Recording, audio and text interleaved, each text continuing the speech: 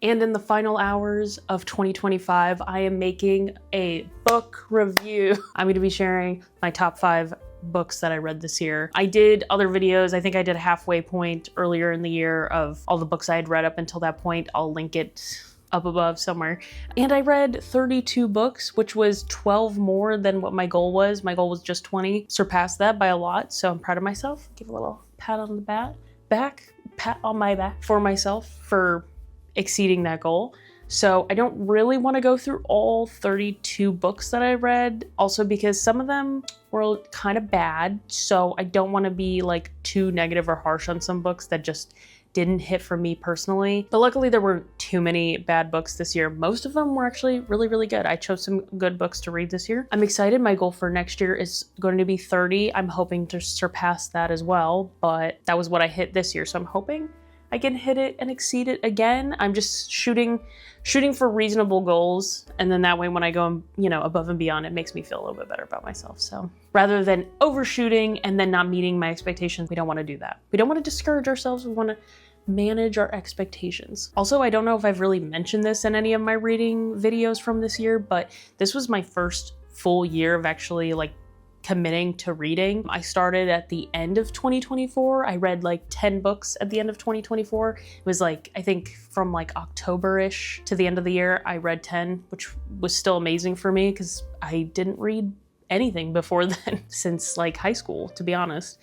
And this year was my first full year of having a reading goal, committing to reading, and I read 32 books, and I think that's pretty damn good. Especially considering most people don't read even one book.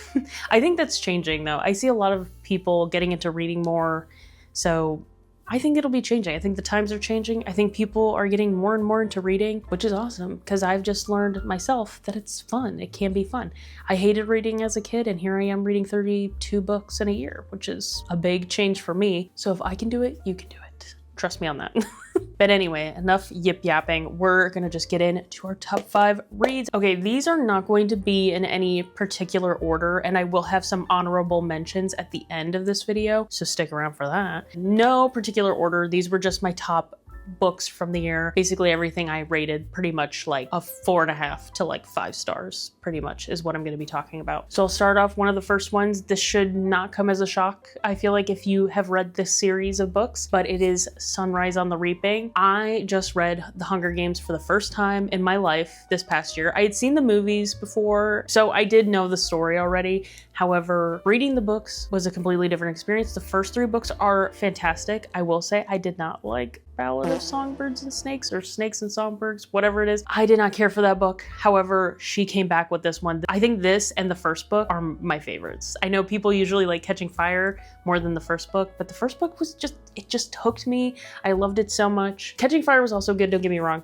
and then reading Hamish's story in this book was just so good, and I love Hamish so much as a character, so this was just such a good addition. I can't wait for the movie to come out. It will be the first time of actually seeing a Hunger Games movie in the theaters. I'm hoping I'll be able to actually go and see it in the theaters, because I didn't get to see any of the other movies in the theaters because I wasn't a fan of the books back then. Also, most of these I do not have a physical copy. I either read them on my Kobo, which I also just made a video about if you want to go watch my review of my Kobo, but most of them I either read on the Kobo or I got from the library, so I do not have physical copies, but I'll flash a photo over here. But the next one on my list is a book that I've had on my TBR for a little while now, and I didn't really know what to expect. I kind of just go into books blind, and I just don't really read the synopsis or anything on it. I just kind of go into it not really knowing what I'm getting myself into, and this was one of them. It's called Small Things Like These by Claire Keegan. This is the first book I ever read of Claire Keegan's, and she is such an amazing writer. If you've never read any of her books, I definitely highly recommend Small Things Like These. All of her books, as far as I can tell, I don't know, maybe she has other longer books, but she writes these little novellas, so they're very quick and easy reads. And Small Things Like These I read in a couple days. And I also read Foster, which is also a really good book, highly recommend. But this book is based on a man in Ireland. He has his own coal business where he goes around and distributes coal to the town to burn for the winter and stuff. So it's around Christmas time, and he's dropping coal off to the local church, and he ends up kind of of discovering some not so great things. I don't want to give too much away because I had no idea what this book was about going into it, and I think the kind of twist of finding out what happens, and also there are historical events that it's based on, even though it's a fictional story, there are historical events that happened that relate to the book.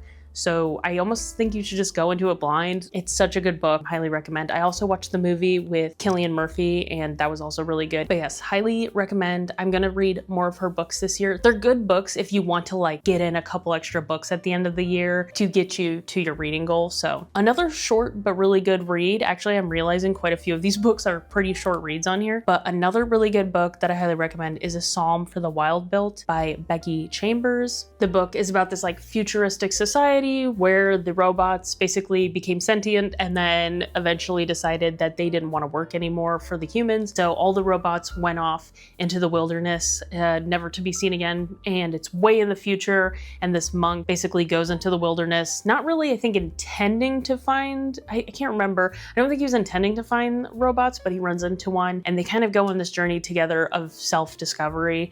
And she also has a second one, the second part of this story, and it's called A Prayer for the Crown Shy. I do think the first book is a little bit better, but the story overall is just so good, and their journey together is so good and satisfying. It's like a positive, even though it's like in the future you think it would be more dystopian, but it's more like utopian in a way. It's like just got some really positive, like nice themes in it. So I highly recommend those books. Like I said, also easy reads. They're really short. I think both of them are like 150 pages, so they're not long at all. Just a really nice, positive, also futuristic book. So you have the sci-fi in there as well, if you like that. My fourth top read of the year was Animal Farm. I think this is the first time I've ever read George Orwell in general. I don't think I read 1984 in school. I think we just read Brave New World. I don't think I've read 1984. I do have that on my TBR for next year. Hopefully I'll get around to it, but I read Animal Farm, another fairly short book, yet so impactful and so scarily,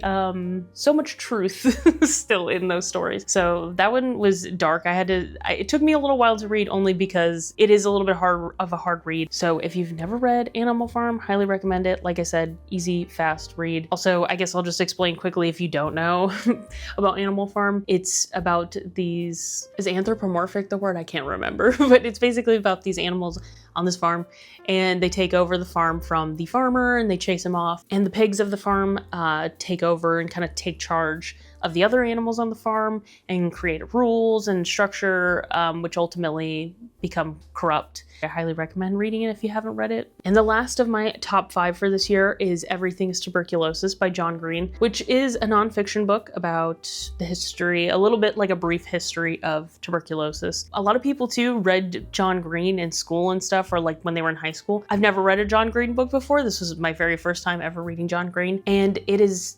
definitely one of my favorite books that I've read. We're actually ordering a physical copy. I got it from the library, but we're ordering our own because I just love this book so much. I really want my husband to read it too, and I'd be very interested in rereading it again at some point. I remember when I read it, I was telling my husband, I said, everything really is tuberculosis, and he's like, I don't even understand what that means. And I was like, you have to read it, because then like you kind of realize like, whoa, it's kind of interesting to see how much of history is sort of shaped, and how tuberculosis has shaped it, and how history has shaped tuberculosis. And yeah, it's really interesting. It's such a fascinating book. The only gripe I had with this book is I wish there's moments where it definitely is a little repetitive, I will say. I wish there was more in depth. I think he was probably trying to keep it pretty easy to read for like the average book reader. It's just somebody who's like just getting a basic knowledge of tuberculosis. So I understand that. John Green, if you want to make an Everything is Tuberculosis Part 2, I will definitely read it. This almost has inspired me to like read more in depth about tuberculosis, because it's that fascinating. Even though I'm not really interested in the science and all that, but just like the historical aspect of it to me is so fascinating. And I think he just did a really good job explaining it in very easy to understand ways. So I cannot recommend enough Everything is Tuberculosis. Such a good read. I'm also committing, I did not read a ton of nonfiction this year. I think that was one of my very few. I do want to read more nonfiction. Need to make more of an effort to do that. I just like I said, I was getting into it. This was my first year. I was feeling it out, figuring out what I like, what I don't like. We're getting there. We're getting there. And that is it for my top 5 official reads of the year, but I wanted to do a couple of honorable mentions because I read so many good books this year. I didn't want this video to be too terribly long. I just wanted to keep it short and concise and do like my top 5.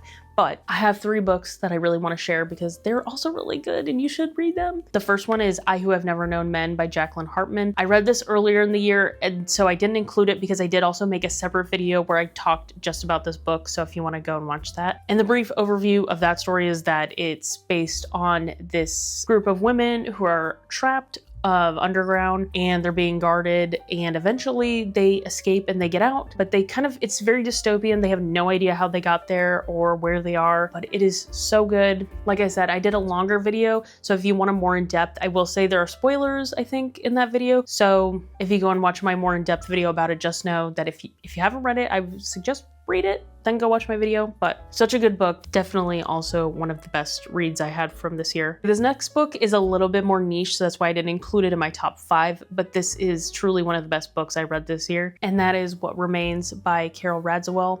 She was also on The Real Housewives of New York. She was also married to Anthony Radziwill, who was cousins with JFK Jr., and they were really good friends with him and Carolyn Bessette. She basically details about her husband's battle with cancer and then dealing with also the death of her friend. I am not one to cry at books. It takes a lot for me to cry at a book, but this made me bawl my eyes out at the end. The last couple chapters were so painful and sad, but also if you're interested in the history of like the Kennedy family and Jackie Onassis, her family and stuff like that, this is kind of a good, like, sort of, it's not really directly about the Kennedy family or anybody like that. It's just, but there are some involvements obviously with their family. So it is kind of an interesting tie-in to like their family and history too. But yeah, this is so good. This is probably gonna be a harder book to find because it is a little bit older. I think she wrote this in like the early 2000s.